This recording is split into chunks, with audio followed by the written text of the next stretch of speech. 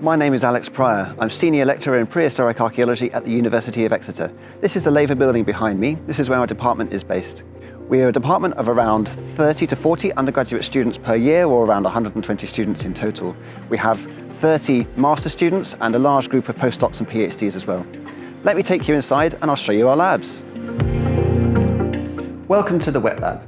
This is the room that we use for all those messy kind of jobs that archaeologists need to do. And this can include things like washing and cleaning finds that have just come in from the field, things like sorting and sieving flotation samples, or drilling samples out of bones and teeth or pottery that are going to be then used for other types of analyses elsewhere. This room is set up for stable isotope research, which allows us to do basic wet chemistry processes on bones and teeth from humans and animals. And then we can research things like diet and mobility of those humans and animals in the past. This room is also used for extracting phytoliths from soil samples. Phytoliths are little silica crystals which allow us to research plant use in the past. I'm Professor José Iriarte. I'm an archaeologist and also I'm an archaeobotanist. I'm very interested in the relationship of people and plants in the past. And we look at the whole range of plant remains. We look from these, the ones that we can see with the naked eye, that are called macrobotanical remains, to the ones that we cannot see with the naked eye and are microscopic. Some of them that are called phytoliths are microscopic silica bodies that, because they are made of silica, they are like rock, they preserve very well in tropical soils where we work, where sometimes these kind of macrobotanical remains do not preserve. I'm Katrina, and this is the Bun Lab. If you'd like to come in, I can show you the facilities. So we have a couple of master's students who are working on the data collection for their dissertations at the moment. This bone lab is used by both human and zoo archaeologists. So we have almost 700 human skeletal remains in the department. Most of them have come from Exeter Cathedral Green, so in the city centre, and from Prince's Hay, but we have some collections from further afield. In terms of facilities, we have replicas of human casts for age, sex and stature estimation, for identifying diseases and for trauma identification.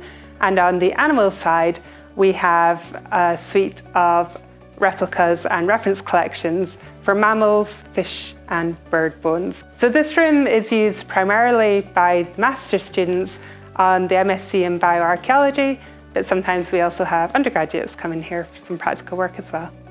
This is Labour 218. If you'd like to come in, I can show you the facilities. So this is our main teaching and practical class lab. We use the high desks here for laying out skeletons, for microscopes, for artifacts and other materials. So most of the teaching and most of the lectures happen in this room. Hello, my name is Professor Linda Hercombe and I research artifacts and material culture and experimental archaeology. We work across such a diverse range of subjects and topics involving all of my colleagues from the department with all of their interests. I teach everything connected with artifacts and material culture. My own speciality is prehistory, but I think in a lot of ways the artifacts are at the heart of what we do as archaeologists. Understanding how things are made, how they're used, and then how they enter the archaeological record is a key component of interpreting the finds from a site and relating it back to the people who once lived there or who did things in a particular landscape. The resources of the campus are excellent. Many years ago now, the university set aside a patch of woodland that we have access to exclusively for our own experiments and teaching purposes. We're really fortunate here to have two outdoor experimental areas where students can undertake dissertation projects which require an outdoor environment. So for example, looking at taphonomic studies and decomposition, or for simulation exercises. So this is where we create scenes where bodies have been buried and the students have to put into practice all that they've learned during the forensic archaeology module and recover those bodies according to forensic archaeological principles. The ceramics lab has a range of equipment and facilities. There's a functioning potter's wheel and also a kiln. The kiln means that we have a lot of control possible over the kinds of arrangements and temperatures, but there's also the possibility to use our open air woodland site for bonfire firings, which many students have used for their undergraduate or master's dissertations. The kiln room ends up being a space for people to produce pottery, and it gets used for undergraduate dissertations and for master's and PhD level work. It's a very flexible space for studying and producing that material. The University of Exeter is an exciting place to study forensic archaeology because it gives you a unique opportunity to understand the theoretical and practical aspects of forensic archaeological investigations. We're using the Shard Lab to develop scene recovery methods for use in forensic casework. Here in Shard 3D, we use a variety of state-of-the-art digital technologies to better understand materials recovered from archaeological sites. For example, over here, we have a 3D laser scanner, which is capable of reconstructing a 3D model of very small artifacts, such as Roman intaglio, or, as you can see here, the remains of a pigeon bone found on a medieval site here in Britain.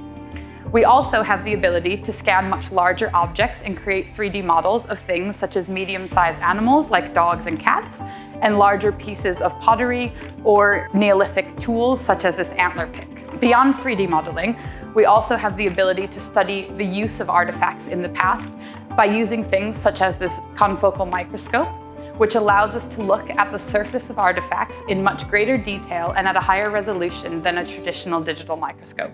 We also have two pieces of equipment that allow us to look beyond the surface to better understand the internal structures of both bone and material cultural artifacts.